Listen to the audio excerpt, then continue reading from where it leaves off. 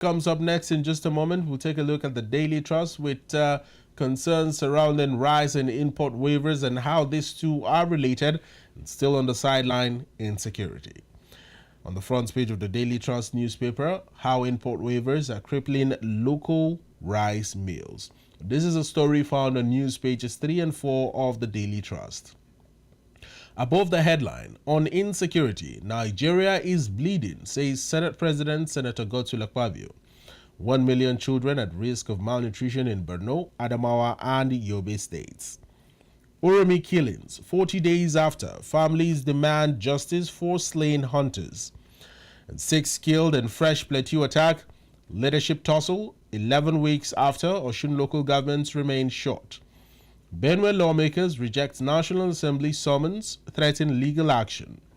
And Kano government directs local government areas to release 670 million naira for Emir Sanusi's car. Well, while we continue to take a look at newspaper headline stories this morning, let's see if we can kick off the conversation with Dr. Aliyu Ilias, who is on the line with us, joining virtually, a regular on the program. Hello and a very good morning to you, Doctor. Thank you so much for finding the time to avail yourself for this interview. Very good morning to you.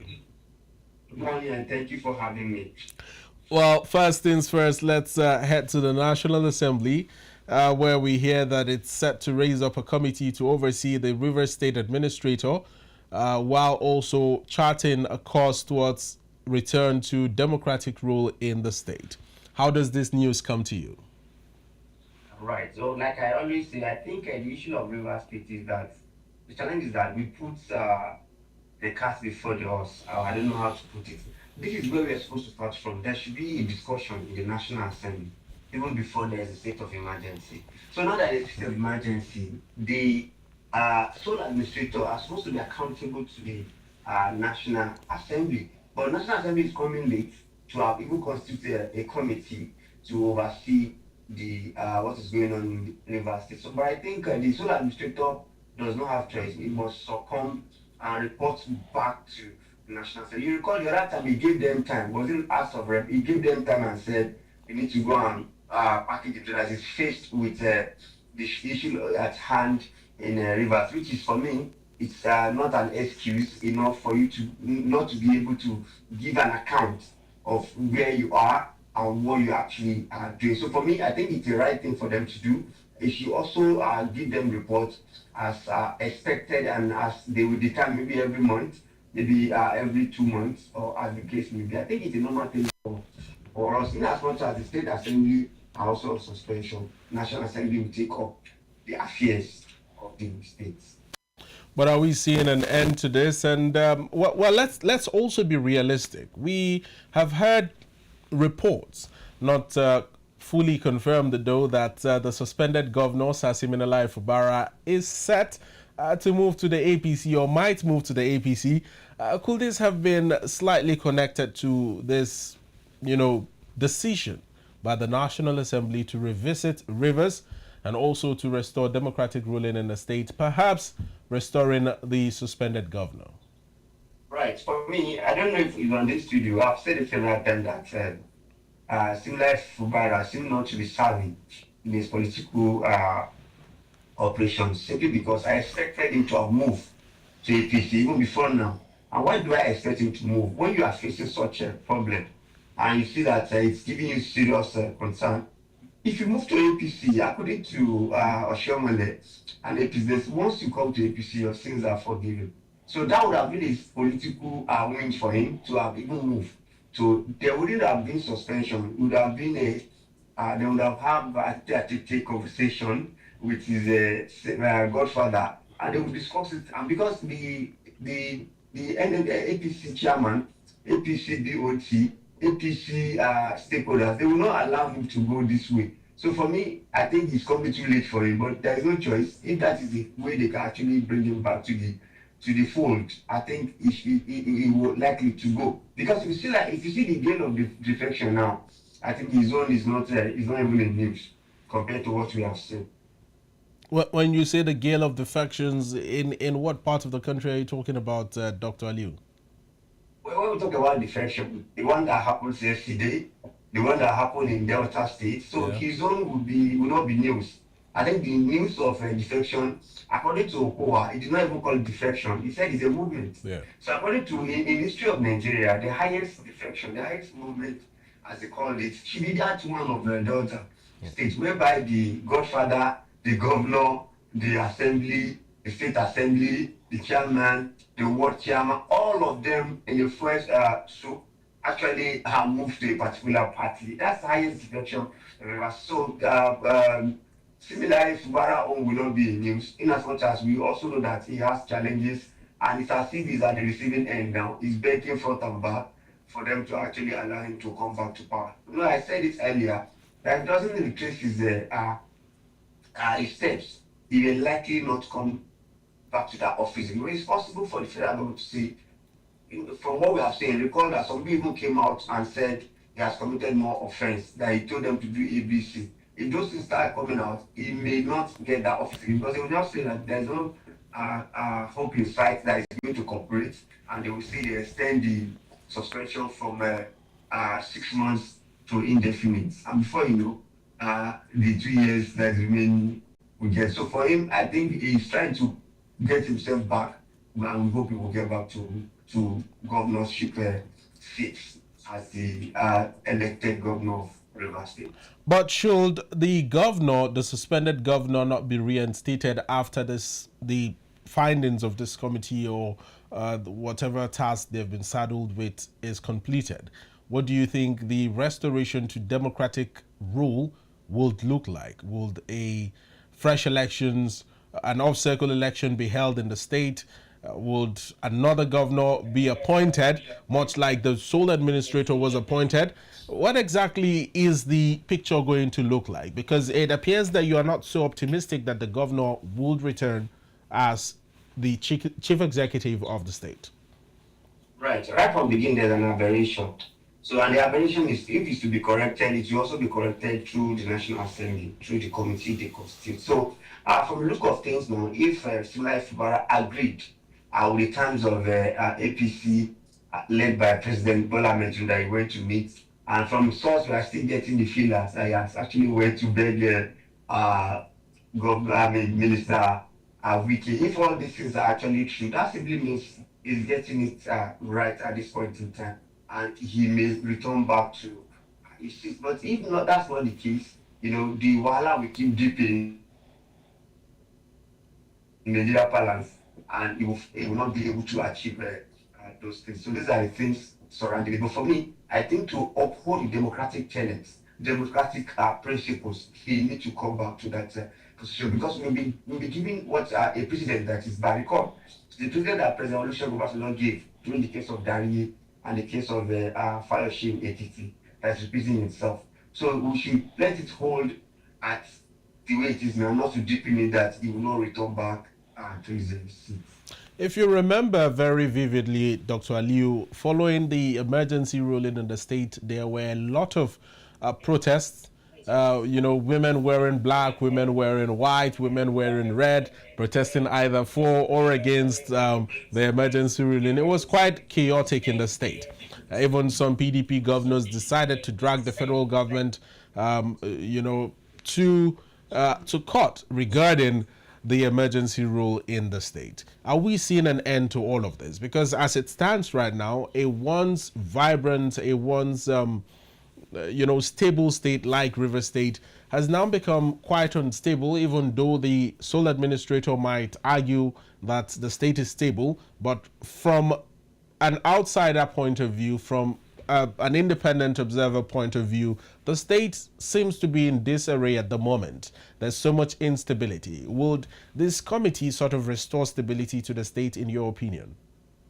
Right. So it is quite clear that the state is under serious political challenges, whereby we see different gladiators. But I think since Fubara has been said to meet President Bola Ahmed Tinubu and met with his godfather, things are getting better. But I think the aim of the committee is just to look for solutions, because they cannot be there for them to actually act the problem. So for me, I think the aim is to bring about a solution, which is a a very good one. So I am hopeful that it may not even get to 6 months, all things being equal, if Simi actually agree with the terms of what the federal government is giving and also play to the gallery. But the loser here is going to be PDP because right from onset, PDP is not seen as a party who is ready to actually fight the cause. And from the look of things, it appears that very soon they are going to lose another governor, and the governor will be similarly Fubara, because they will think going to court, and before you go to court, what have you been actually doing? And PDP is not stable internally. So I think they will be the one that will lose, and Fubara may end up agreeing with the terms and going to APC.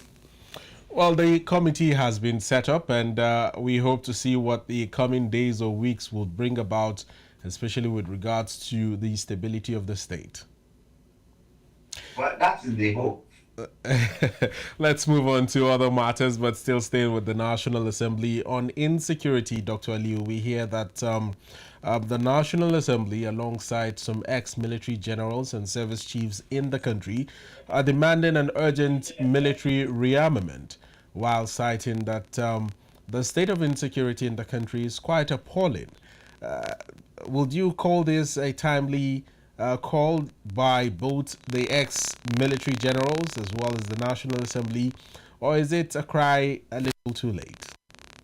I think it's better late than never. For me, I agree it's quite late, Yeah. but it's better late than never. I think it's a good one now that they are waking up and they are seeing that security is not everyone's business. You know, when the kidnappers doesn't know size, doesn't know age, doesn't know creed, doesn't know rich, doesn't know poor, they seem to be convenient in arresting and kidnapping anyone. Yeah. The other thing I think is that I think we should declare state of emergency.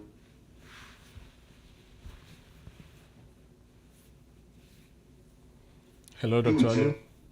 Those people that actually suffered, that are suffering the problem. So it should be general one that so that because if you look at Nigerian states, about 30 states have military presence because of the challenges of problems that are everywhere. So I think it's important to have that security summit, and that summit should not only be for the military, the police. They should also come because we need kinetic and non-kinetic. So when we bring non-kinetic to it, you know, it will make the kinetic approach to be much more effective. So I think it's a good time. It's a good thing they are bringing. We hope it will not delay because they will also plan for. They can even say it's not in the budget.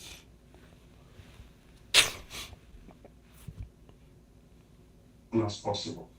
Hello, Dr. Aliyu. Yes, what is them to do the security as soon as possible. Okay, fantastic. You went off there quite a little while earlier. Now, members of the House of Representatives as well as the Senate are decrying the use of sophisticated armory or weapons by these bandits. Now, I know we have had these conversations time and time again about how, you know, there are some sort of foreign funding or foreign sources of funding for these terrorists, for these bandits, for these kidnappers as well in the country.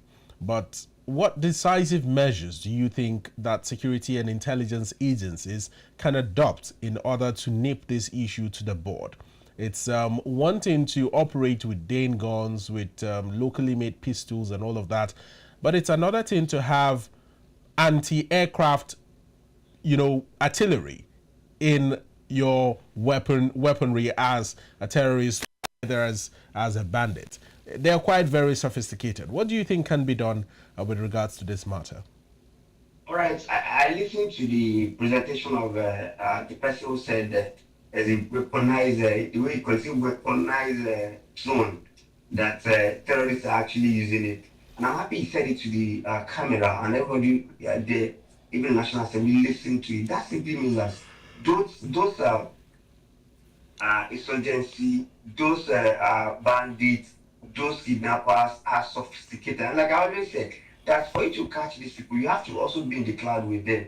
You have to also make sure that you are sophisticated as possible. Those people are getting funding. They are also getting to be well trained because you cannot fly such drone if you are not well trained. But the question is that where are they passing through?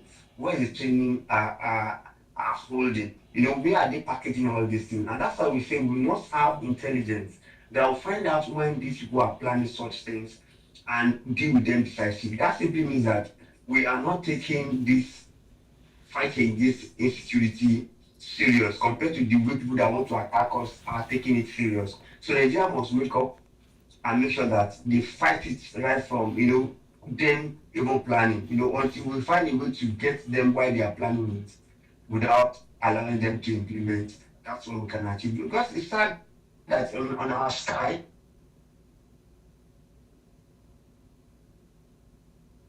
way to actually cause mayhem to people. So it's a sad thing, and we must find a way to actually make sure we take them right from their planning stage.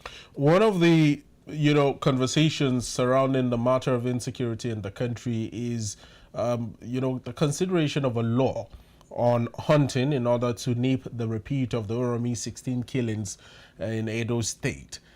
Is this a viable solution to perhaps the issue of misconception of hunters as either bandits or kidnappers in certain parts of the country, particularly in the southern region?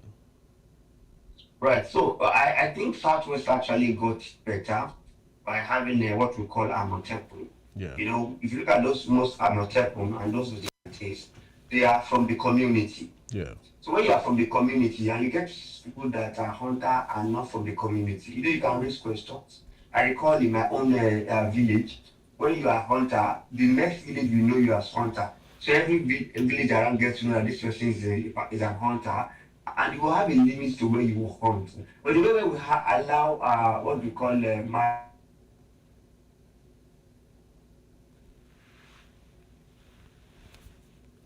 where they actually like without being identified, it will result to such problems. So there's a tension already that if you go to any bush and you come across any person with either even cutlass or let alone then gun, you suspect the person to be either a kidnapper or a hunter. So we must agree and says that you cannot move beyond this particular area, so that will help us to secure our environment. And that's why I said Amotekun is actually doing their part, and that's why you hardly see such a community clashes where people will be coming and they will say they don't know them, or they will ask. Just the Oromi killing is an eye opener for us that we just have to be careful.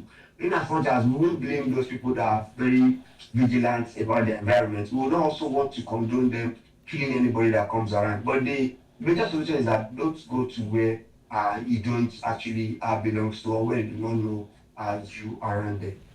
But in passing these laws, what viable laws can be, or perhaps bills can be raised and debated upon? It's a very dicey topic. It's very sensitive. If you take a look at the Amotekun, core in the southwestern part of the country, most of them are made up of, you had mentioned, community dwellers, but also they are seen as part security, part hunters. But you would not find these Amotekun, officials perhaps in the northwestern part of the country or in the northeast or even here within the Federal Capital Territory. But hunters stemming from the northern region, often transcend to other parts of the country. How do we create this balance? I know there's freedom to right of movement, all around the country, a right that every single Nigerian enjoys. But how do we create a balance in order to ensure that while Amotekun members might not be seen in other parts of the country, it does not mean they cannot go to other parts of the country?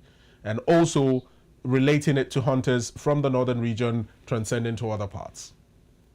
Right. So constitutionally, every Nigerian can be anywhere and can move anywhere. Yeah. But as it is now, that we have security problem. If you are moving into any community, the community must have entry points and exit points. And that most of their entry points, you have to identify yourself with them. I am so person and I'm a new dweller. It is very as simple as that. And if they apprehend you at any point in time, okay, what are you doing here? Be able to actually explain yourself. It's so sad that killing actually happens, right? So, but the fact is that they have right to ask them, who are you? What are you looking for in our environment? They don't have right to actually kill them actually, or assume they are the kidnappers that have been kidnapping them without a proven fact, either by the law court or other way of proving it. So I think we have to take it the way it is now that everybody who's living in a particular environment to identify with either the traditional rulers or people that are actually in charge of that environment so that there will be mutual uh, coexistence between everyone in Nigeria. The military has recently decried the influx of what they termed as too many cattle into the plateau. Is this something that is that should be concerning, perhaps, to residents of the state and even the military and security and intelligence agencies altogether? Right. So when you talk about plates, most of these problems are peculiar to some areas. Yeah. If you look at Benue axis, we said is some elders and some rural dwellers. Right. So now, in case of plateau, I don't think it's issue of cattle. I think it's issue of land. The owners of land are not owner of land. That's a serious issue. If you look at the issue of Safara and Co, there are also different cases. If you come down to the middle belt, it's also different case. I think you have to treat it case by case. You cannot bring one size fits all solution to all this problem, and that's why we need to go back to those places, engage the dwellers, especially traditional rulers. What is the problem? You have seen, you see, Governor Opebolo, who actually said he would deal with the traditional rulers because the particular issue happens in his domain. So I think that's how we should handle it. Every traditional ruler should be able to know what's happening in the environment and escalate it to the authorities. So I think we have to look at it in isolated manner so that we can get solutions to each problem, not using one size fits all. When we saw those killings in Plateau State a couple of weeks ago, or sometime last month, one of the measures that Governor Caleb Moftuang had taken was to, one, place a curfew on the state and also ban night grazing. Beyond banning grazing at certain parts of the day, what else can be done in order to, one, accommodate these herders who might genuinely just be herding their cattle for survival, and also not truncating the rights of the farmers, and also protecting, their lives, their property, and their farms as well? What can be done? I think there is need to go through the ATLR, another association that's to do with elders, because they know how to communicate to their people better. No matter the law the government declare, if it doesn't trickle down to them down there, it may not have an effect. Because some people are in the bush already, they don't even listen to news, they don't get to know what is going on. But if Meitiala and other cattle herders are involved in the decision making, that would have helped. And that's why I am in the support of the security summit. On that security summit, stakeholders need to be called. Call the farmers, call the cattle rearers, that what do you think is the last solution? What can we do? Then we have to go back again. If you look at a country like Botswana, Botswana is very, very small. I'm not sure it's even up to FCT. I'm not sure they are more than even 2 million or so. Now, they produce the highest cattle in whole of Africa. And how do they do it? Is because they do about ranching. I need to see their cattle very big, very healthy. Even the people that are taking care of them are very healthy.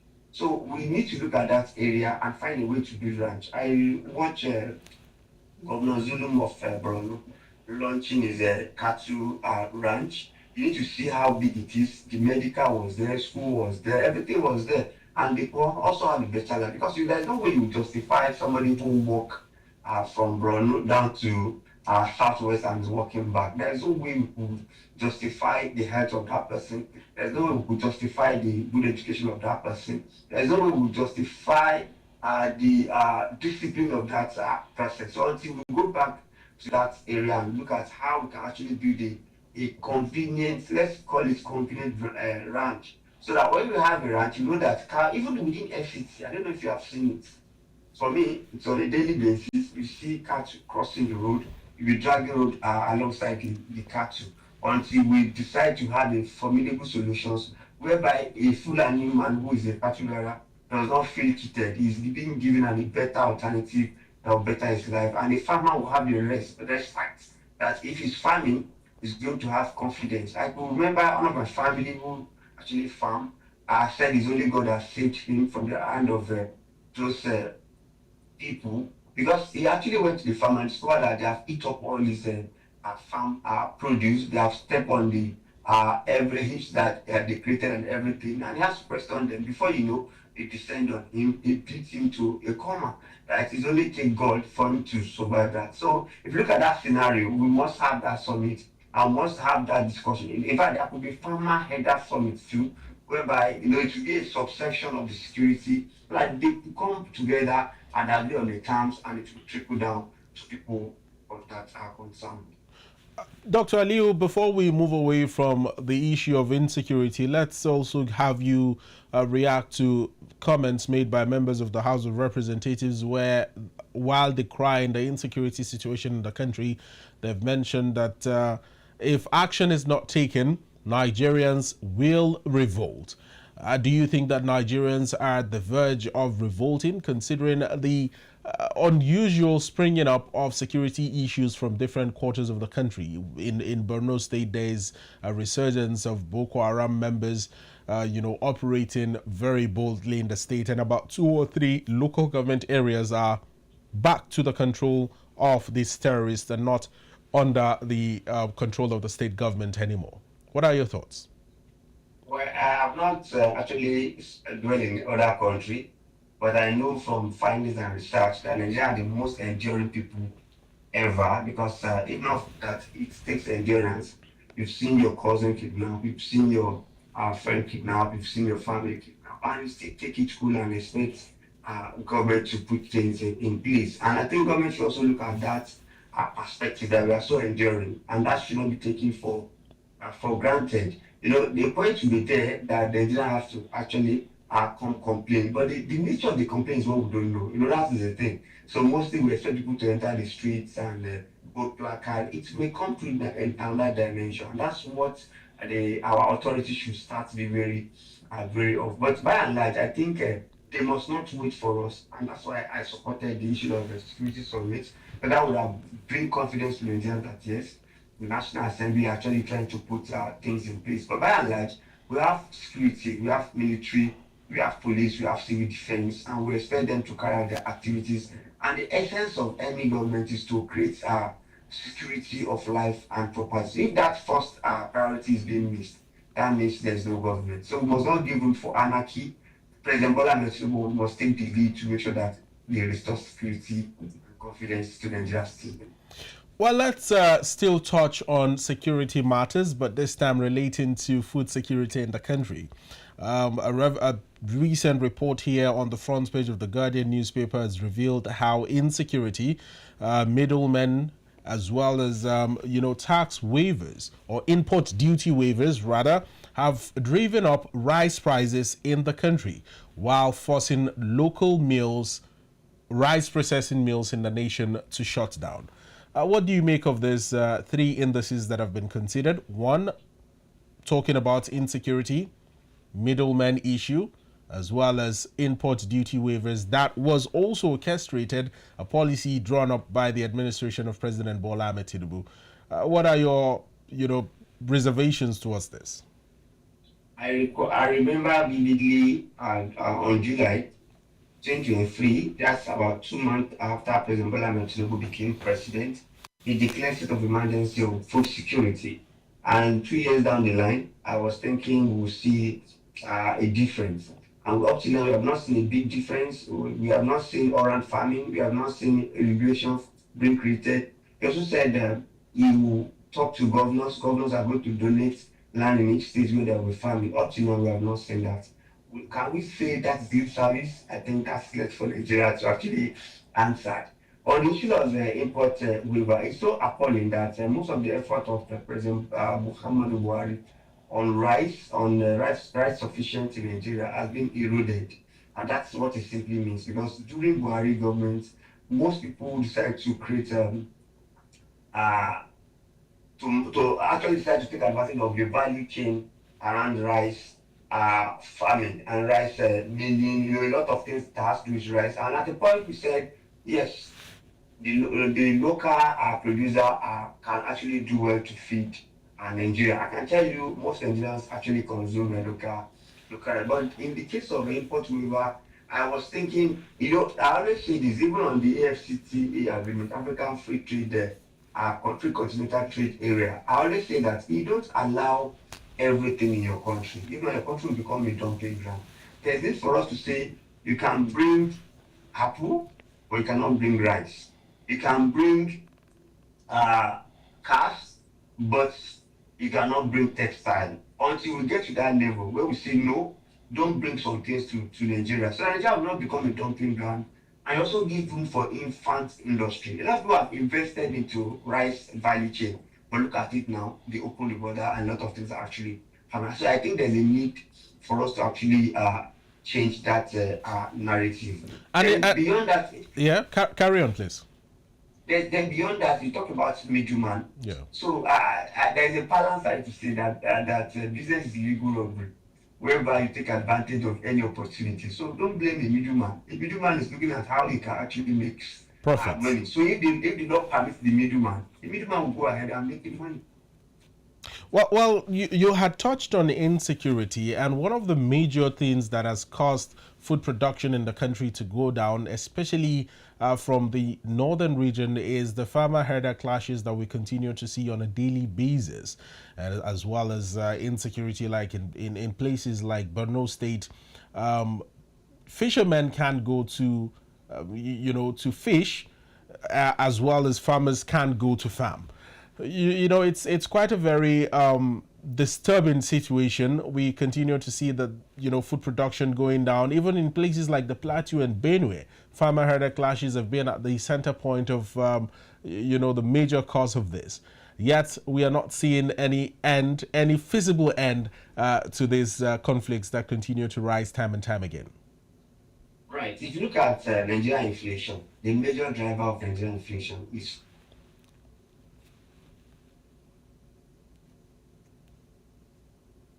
problem in terms of food products. So the government do all what they can do to ensure that the food inflation is being tamed. Why do you tame the food inflation? It's through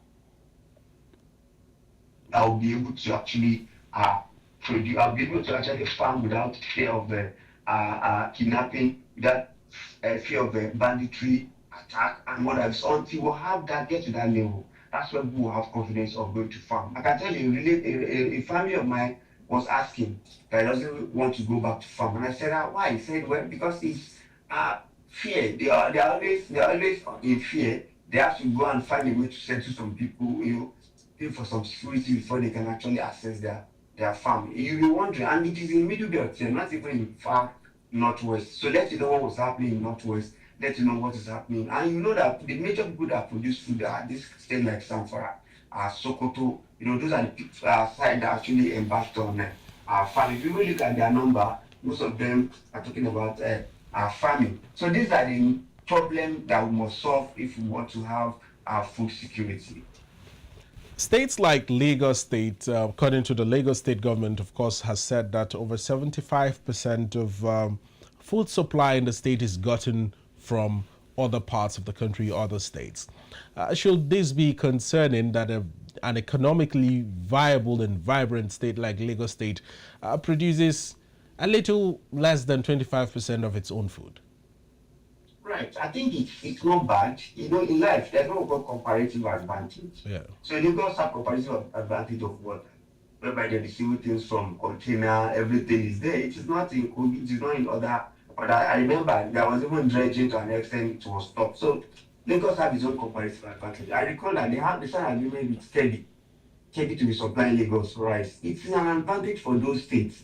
So actually take a look at where Lagos, everybody imports through Lagos. Everybody should also farm through another state. So I think it's not a bad thing. In as much as Lagos have the wherewithal to actually sign a memorandum with places like Kebbi, like other states to actually supply them food, it's not a problem. Let me even tell you the surprising part of it. Do you know that I'm in Abuja? In Abuja, you buy a plate of food. But if you go to that Lagos we are talking about, they flip it for you. Do you want rice? 100 naira, beans, 100 naira. they still sell it in those areas. So they scoop it for you according to your money. But here in Abuja, you agree with me that nowhere they scoop food for you in that level. They only tell you that a plate of food is 2,500. So it's either you buy it or you go. So it's quite surprising that food is now becoming more cheaper in Lagos. You know, it was in Lagos I learned that you buy yam by one. You know, I never knew that it happens in the northern part, but now it's appearing like that, whereby you have to buy one yam at 3,000 naira. So Lagos, if they get it their own right, everybody want to transfer their produce to Lagos because there's already buyer there. I remember that the pepper market in Zim Orile or my 12 or my 2, and I recall the day I went there. You need to see the supply of pepper in that area in abundance. It's always coming from the north down to there, and it is there in abundance. So, and people that are supplying and making their money, Yeah. people in Lagos are also safe to consume. So it's a good business. So it's a win-win for Lagos and any other states, especially like Kebbi. Right then. Dr. Aliyu, we have about 10 minutes to wrap up the conversation, but I want you to react to a statement made by the President of the Senate, Senator Akpabio, on the issue of hunger in the country. Let's see if we can pick up the New Telegraph newspaper and read out that headline story with its accompanying strap lines in just a moment to get better insight into the Senate President's comments. On the front page of the New Telegraph, hunger is the catchphrase there in red. Let's rise, meet expectations of Nigerians, Akpabio tells lawmakers. Now, this is as Senate moves to convoke National Security Summit. Now, Governor Caleb Mutfwang of Plateau State is still insisting on enforcing anti-land grabbing law. 3 issues in the news on the front page of the New Telegraph this morning, Dr. Aliyu. Back to you. First things first, what do you make of the Senate President's calls? Are they timely? I think I'm very, very happy because for the time past, I've not seen such comments coming from the National Assembly and especially from the Senate President. You know, sometimes people look at the optics. This is a good optics. This is a selling point for Senate President because when you start to take Nigerian first, and you are communicating about Nigeria in the House of Assembly. And this is what we're expecting to take lead of. So kudos to him that he's saying this. That simply means that they are also seeing what is going on. And they are saying that Nigeria expects more from them. That's a good one. And we hope they'll follow it up with action beyond rhetoric to make sure that they actually meet Nigerian expectations. And as a Nigerian, we don't need even more. Just give us the basic and we'll be glad and celebrate you for that. Is there hunger in the land, Dr. Aliyu, in clear terms? I can tell you, yes, there's hunger in the land. In fact, there's 80% hunger in the land because, you know, we are in a situation whereby we are in that street whereby you spend about 65% of your income on food consumption. Do you know what that simply means? Ideally, you must not spend more than 10% of your income so that you give room for other things like rent, like transportation, like school fees, like, you know, every other things that you need to do. But now, 65% is going to food consumption. And we are agrarian in nature. You agree with me from time immemorial. We are agrarian in nature. Even now, we still have more people in the farm compared to other people in the urban area. But as it reflects in the hunger that is evidently in Nigeria, the answer is no. So there's actually hunger. I don't want to say acute hunger. So I won't be using us to compare places like Somalia and South Sudan. well, your final take on Governor Caleb Mutfwang's insistence on enforcing anti-land grabbing law in Plateau State. Remember, I had mentioned that the military raised concerns about an unusual influx of cattle into Plateau State. Now, this cattle will need land to stay and land to graze on. How does this correlate, and what do you think? You know, I said that all these insecurity need to be taken into perspective. Yeah. And I'm happy it's coming from that perspective that it's okay, it's land grabbing. And I also want to appeal to Governor Mutfwang that he should stop playing to the gallery. You know, it's not you coming to the news and saying you regret this, you regret that, and this is what you do. Please, can you put action into those things? Let these people on the ground see that, yes, you are providing solutions. And as much as you are providing solutions, let it be with human face. Because with human face, people will actually, yes, they will come out to defend that, oh, he has actually tried for us. And that's why I said there must be ranching. And to be ranching, to have ranch, you have to get back to the National Assembly. National Assembly must also ensure they put it into law. The ranching, maybe we should go to Botswana and learn their own like a model of farming, especially when it comes to cattle raising. All right, Doctor, very timely calls you have made. We must thank you so much for finding the time to come on the program. Always a pleasure having these wonderful conversations with you here.